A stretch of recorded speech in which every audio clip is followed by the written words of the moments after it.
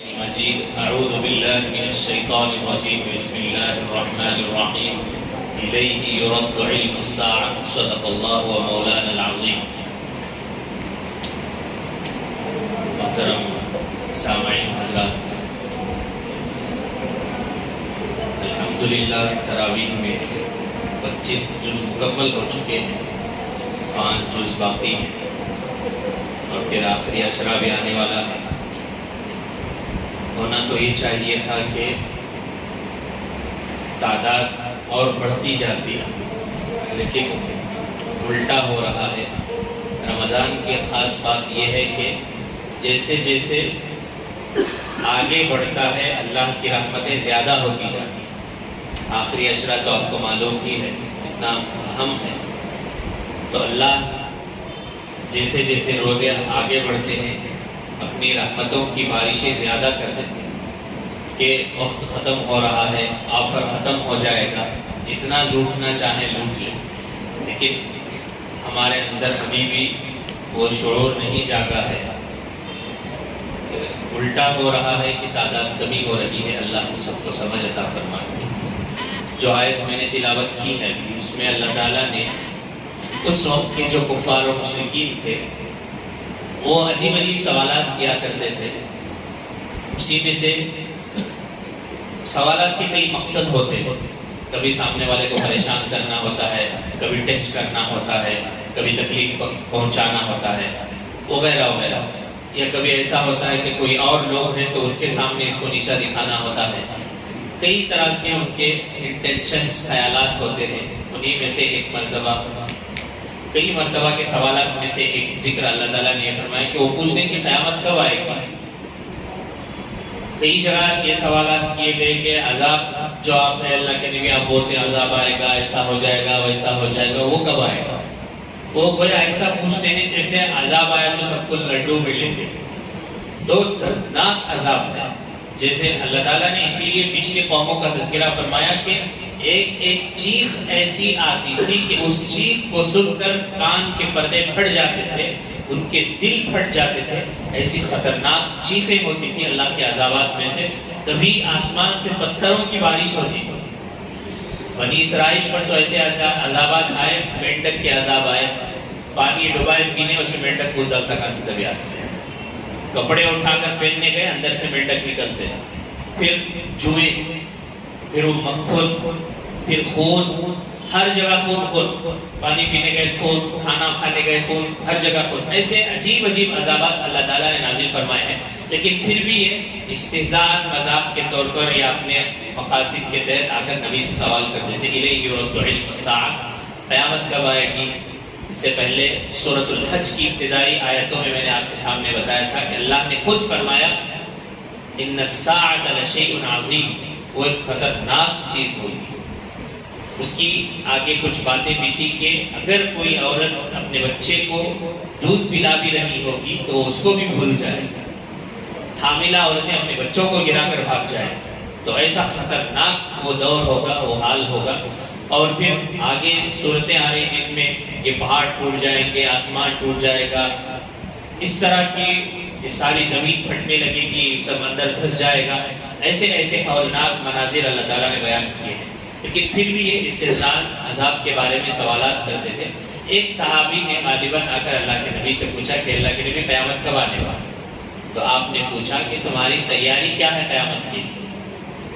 تو یہ جو جواب تھا آپ کا قیامت کے لیے تمہاری تیاری کیا ہے، یہی ایک مومن کے لیے کافی ہے کہ وہ اپنی زندگی میں جتنی اللہ کی مرضیات ہیں اس پر چل کر زندگی گزار لے.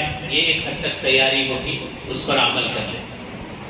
اسی طرح ایک آیت اس سے پہلے بھی آئی تھی، اسی سے ملتا جلتا مضمون آج بھی آیا جس میں یہ بتایا گیا کہ اللہ تعالیٰ، وہ لوگ یہ کہا کرتے تھے بعض لوگ کہ اللہ تعالیٰ کی بیٹیاں ہیں، بعض کہتے ہیں اللہ کے فرشتے ان کی بیٹیاں ہیں. عجیب عجیب ان کی باتیں ہوا کرتی تھی.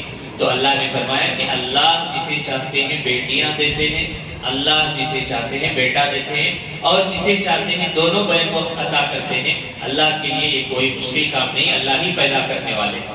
تو یہاں پر مفسرین نے ایک نقطے کی بات کی ہے کہ اللہ نے پہلے بیٹی کا لفظ فرمایا، یَهَبُ لِمَن یَشَاءُ إِنَاثًا، اناسا کہتے ہیں مؤنث یعنی بیٹی کو اللہ تعالیٰ جس کو چاہے دیتے ہیں. تو مفسرین نے لکھا ہے جس کو پہلی بیٹی ہو جاتی ہے، جس کے گھر میں پہلی بیٹی کی پیدائش ہو جائے وہ خوش نصیب ہے. اللہ کی ترتیب کے مطابق اس کو پہلے بیٹی عنایت کی جاتی ہے. اور یہ بھی بتایا جاتا ہے کہ آپ صلی اللہ علیہ وسلم کی طرف سے اس کے گھر میں سلامتی کا پیغام آتا ہے، سلام آتا ہے. اسی طرح آپ صلی اللہ علیہ وسلم نے اور جگہوں پر فرمایا من عال جاریتان، اگر کوئی دو بیٹیوں کی پرورش کرے، پال پوس کر بڑا کر کے نکاح کے وقت تک نکاح کر کے رخصتی کر دے، اس وقت تک اگر کوئی باپ تربیت کے ساتھ ان کی اچھی جگہ نکاح کر کے دے دیتا ہے تو اللہ تعالیٰ اس کے لیے اس کے بدلے جنت عطا فرماتے ہیں. اور یہ جو باتیں تھی آپ صلی اللہ علیہ وسلم کی ایسے زمانے میں کہی گئی تھی جس زمانے میں بیٹی کے پیدا ہونے کو منحوس سمجھا جاتا تھا. بیٹی پیدا ہو جاتی تو سمجھتے کہ یہ گھرانہ اچھا نہیں ہے، مطلب وہ ایک منحوس طریقے سے اس کو دیکھا جاتا تھا، اپنے آپ میں وہ شرم محسوس کرنے لگتے تھے. لیکن اللہ نے سب سے پہلے بیٹی ہی کا لفظ استعمال کر کے بتایا. پھر آپ صلی اللہ علیہ وسلم نے ایسی بڑی بڑی خوشخبریاں عطا فرمائی کہ اس کے بعد سے بیٹی کی پیدائش پر لوگ خوش ہو جایا کرتے تھے، صحابہ خوش ہو جاتے تھے. تو اس پورے کانسیپٹ کو اسلام نے بدل کر رکھ دیا ہے. لیکن آج جو یورپ زدہ ہیں، ویسٹرن کلچر والے لوگ ہیں، وہ اسلام کے خلاف کہتے ہیں کہ اسلام بہت سخت ہے، بیٹیوں کو آزادی نہیں دیتا ہے، بیٹیوں کے خلاف بہت سخت قوانین ہیں اس کے. جبکہ اسلام ہی نے اتنی چھوٹ دی ہے، اسلام ہی نے ایسے قوانین بنائے ہیں جس کی وجہ سے آج کل لاکھوں کروڑوں بچیاں زندہ ہیں، ورنہ کبھی کا ان کے ماں باپ ان کو دفن بھی کر دیے ہوتے ہیں. لیکن آج کل بھی معاشرے میں اس سے ملتے جلتے خیالات پائے جاتے ہیں. کچھ دن پہلے ایک واقعہ سننے کو ملا کہ جیسے ہی ساس کے گھر والوں کو پتا چلا کہ بیٹی پیدا ہوئی ہے تو وہ دیکھنے کے لیے بھی نہیں گئے.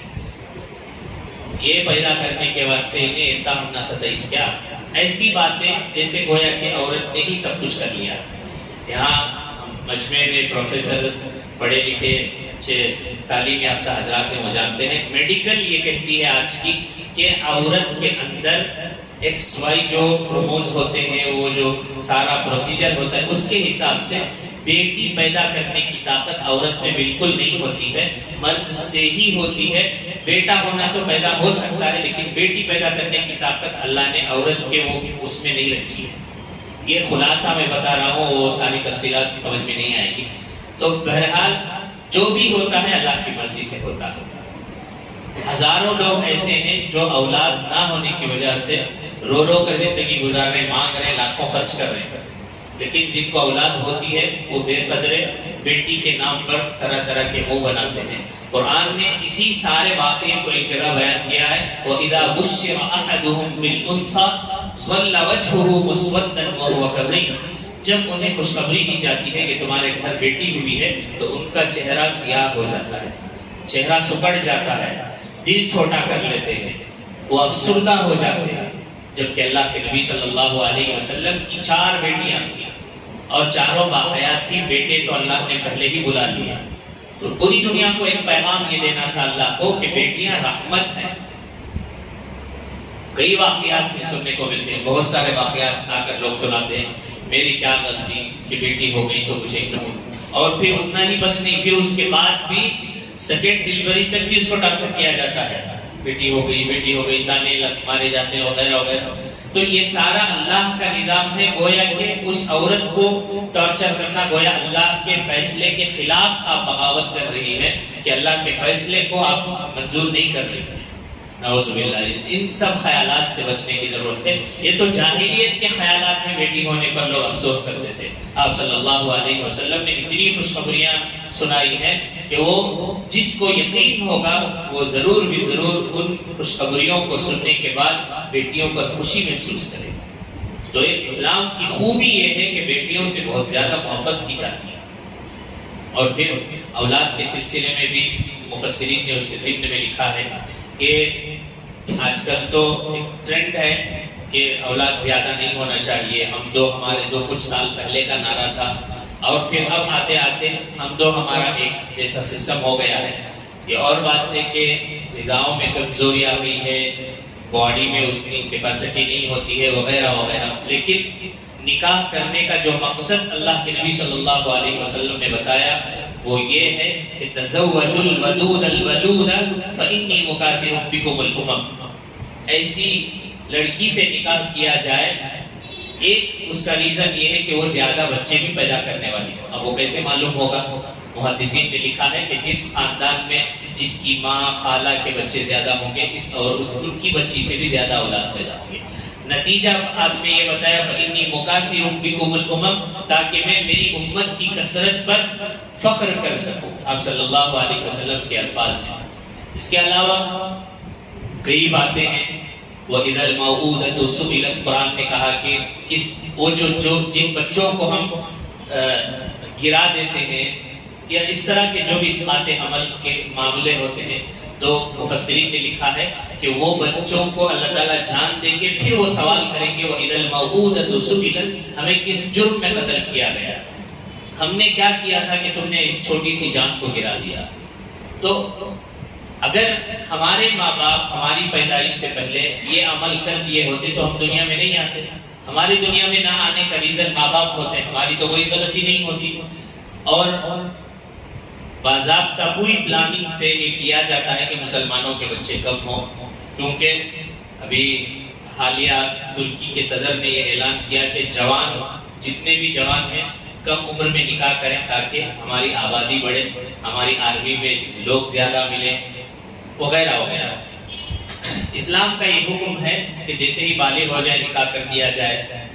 قوانین ہیں تو ہمیں ماننا ہے، جیسے ہمارے ہندوستان کے بھارت کے جو قانون ہے اس پر ہم مانیں گے، لیکن اولاد کے کنٹرول کے سلسلے میں کئی باتیں لکھی ہوئی ہیں کہ کوشش پوری یہ ہونی چاہیے کہ اپنی خواتین کا ذہن بنایا جائے کہ اللہ کے حکموں کو مان رہے ہیں، فرائض بھی ادا کر رہے ہیں، نمازیں بھی پڑھ رہے ہیں، روزے بھی رکھ رہے ہیں، زکوٰۃ بھی ادا کر رہے ہیں، لیکن اس معاملے میں آ کر پھنس جا رہے ہیں.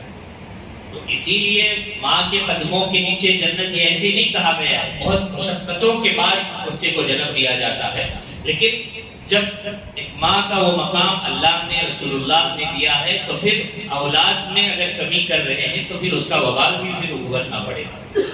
بعض لوگوں نے ایسے ہی لکھا ہے کہ کم سے کم 4 تبیہوں کے کندھا دینے کے تو کام آئے. 2 بیٹے 2 بیٹیاں ہیں تو 2 بیٹے 2 جوایاں مل کر تو کندھا تو دے سکتے ہیں.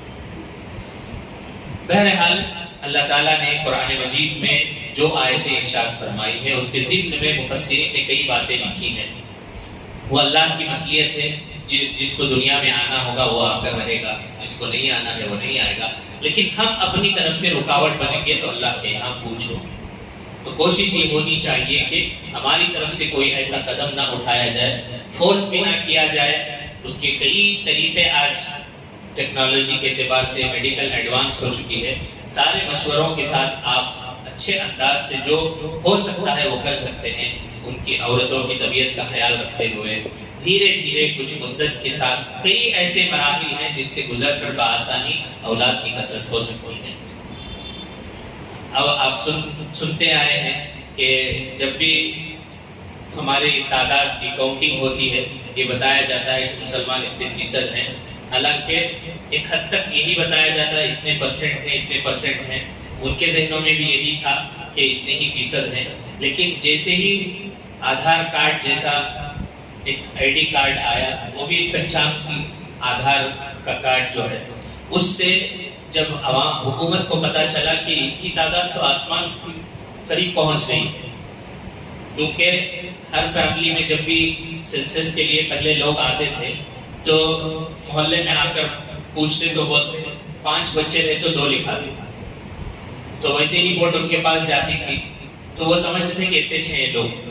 اور اس سے نقصانات بھی بہت سارے ہیں. ہمارے لوگ کیا کرتے ہیں 2 لکھا کر خوش ہو جاتے ہیں، کہیں کو پریشانی زیادہ بولے کیا ہو جاتا ہے کہ رکھے. اس کے نقصانات میں سے ایک بات میں آپ کو بتاؤں، جتنا ریزرویشن ہونا چاہیے، جتنا فنڈ ریلیز ہونا چاہیے، 10 لاکھ کی جگہ 4 لاکھ کا ڈیٹا جائے گا تو 4 لاکھ کے حساب سے آپ کو ریزرویشن دیا جائے گا. جو بھی چیزیں حکومت سے فنڈ جاری ہوتے ہیں وہ اسی کے حساب سے دیے جاتے ہیں. ہم نے ہی چھپایا ہے ہماری کم عقلی کی بنا پر یا جو بھی وجوہات ہیں. تو جب آدھار کارڈ جیسے آئیڈینٹی سامنے آئی تو اس وقت اب تو بچے کا بھی ہوتا ہے، تو اب تک ان کو پتا چلا ہے کہ اتنی زیادہ تعداد ان کی ہو گئی ہے تو ان کو کٹ کیا جائے، ان کو ختم کیا جائے، جگہ جگہ ان پر ظلم کیا جاتا ہے وغیرہ وغیرہ۔ اور پھر باضابطہ ہاسپٹلس میں بھی یہ تاکید کی جاتی ہے کہ اگر جو دائیا نرس آپریشن کے ذریعے ڈیلیوری کرائے گی اس کو اتنا انعام دیا جائے گا۔ تو پہلے آپ سنتے تھے کہ ریئرلی ہی کوئی ایک دو آپریشن ہوتے تھے، باقی سب نارمل ہوتے تھے، لیکن ابھی الٹا ہو گیا ہے، سب آپریشن سے ہی ہوتے ہیں، عام طور پر ایک دو نارمل ہوتے ہیں، ایسے ہو گئے ہیں حالات۔ اس کے لیے بھی بہت ساری چیزیں ہیں مارکیٹ میں، اس کو اگر آپ مشورے کریں گے اچھے ڈاکٹروں سے تو ساری چیزیں بتا دیں گے، لیکن منہ کھول کر جو جواب آتا ہے کیوں کم بچے، تو یہ بولتے ہیں کہ آج ایجوکیشن بہت آسان نہیں ہے، اتنا مہنگائی ہے، ایک بچے کی فیس 1,00,000 روپے سال کی ہے وغیرہ وغیرہ، جو بھی قرآن نے 2 جگہوں پر واضح طور پر فرمایا کہ وَلَا تَقْتُلُوا أَوْلَادَكُمْ خَشْيَةَ إِمْلَاقٍ، تندرستی کے ڈر سے، کھلانے پلانے کے ڈر سے اگر تم اپنی اولاد کو قتل کر رہے ہو تو اس کی اسلام میں بالکل اجازت نہیں۔ اللہ نے یہ نہیں کہا کہ آکسفورڈ میں ہی پڑھانا ہے یا پھر لندن میں ہی آپ کو پی ایچ ڈی کرانا ہے، کہیں بھی پڑھاؤ، کہیں بھی آپ ان کی تعلیم تربیت کراؤ، لیکن جو اسلام کا نظریہ ہے اولاد کے سلسلے میں، اس میں اگر آپ رکاوٹ بن رہے ہیں تو اس کا پھر اللہ کے ہاں مواخذہ ہوگا۔ اللہ نے وَمَا مِن دَابَّةٍ فِي الْأَرْضِ إِلَّا عَلَى اللَّهِ رِزْقُهَا، زمین پر زندگی گزارنے والے، سانس لینے والے ہر جاندار کی روزی روٹی کی ذمہ داری اللہ نے لے رکھی ہے، اللہ نے واضح طور پر فرما دیا۔ اگر ہم کھانے پینے کے ڈر سے اولاد نہیں پیدا کر رہے ہیں تو پھر اللہ کے یہاں ہماری پوچھ ہوگی۔ اسی طرح ایک اور آیت گزری جس میں یہ بتایا گیا کہ جب انسان کو آسانیاں آتی ہیں، خوشحالی آتی ہے تو وہ اللہ کو بھول جاتا ہے، نیکی سے دور ہو جاتا ہے، آرام، جب اس کے پاس زیادہ مال آتا ہے، فراوانی ہو جاتی ہے تو وہ مسجد کو جتنا آتا تھا اس سے تھوڑا کم ہو جاتا ہے، اپنی مصروفیات میں لگ جاتا ہے۔ جب اس کو پریشانیاں آ جاتی ہیں تو شکایتیں کرنے لگتا ہے، یہ کہتا ہے کہ اللہ میرے ساتھ ایسے کر رہا ہے، میں خرچ بھی کرتا ہوں لیکن میرے ساتھ حالات آ رہے ہیں۔ تو اللہ تعالیٰ نے فرمایا کہ ہم دونوں حالات دے کر بندے کو آزماتے ہیں، مال بھی ہماری ہی نعمت ہے، تندرستی بھی ہماری ہی نعمت ہے۔ جب تمہیں مال دیا جائے تو تم اللہ کا شکر ادا کرو، جب تم سے مال چھین لیا جائے تو اللہ کے پاس صبر طلب کرو اور صبر سے کام لو، انشاءاللہ اللہ اس کے بدلے بھی تمہیں بہترین زندگی نصیب فرمائے گا۔ تو دونوں حال مومن کے، چاہے پریشانیاں آئیں چاہے اچھی حالت رہے، دونوں میں مومن یہ کرتا ہے کہ یا تو صبر کرتا ہے یا شکر کرتا ہے، صبر کے بدلے بھی جنت ہے، شکر کے بدلے بھی جنت ہے۔ انسان کو دماغ میں یہ بات بٹھا لینا چاہیے کہ یہاں آنا بھی میرے خیال سے نہیں ہوا، میری خواہش سے نہیں ہوا، یہاں سے جانا بھی میرے خیالات سے نہیں ہوگا، میری خواہش سے نہیں ہوگا، بس جو کچھ ہوتا ہے اللہ کے حکم سے ہوتا ہے۔ تو میں اللہ کے حکم کا پابند ہوں، میرے ساتھ جو بھی حالات آئے بس اللہ جانتا ہے، اللہ چاہ رہا ہے کہ میں ایسے ہی رہوں تو بس اللہ کا شکر ہے میں ایسے ہی رہوں گا۔ اللہ تعالیٰ سے دعا ہے کہ اللہ تعالیٰ ہمیں کہیں سنی باتوں پر عمل کی توفیق عطا فرمائے۔ سبحان اللہ و بحمدہ، سبحانک اللہم و بحمدک، ونشہد ان لا الہ الا انت، نستغفرک و نتوب الیک۔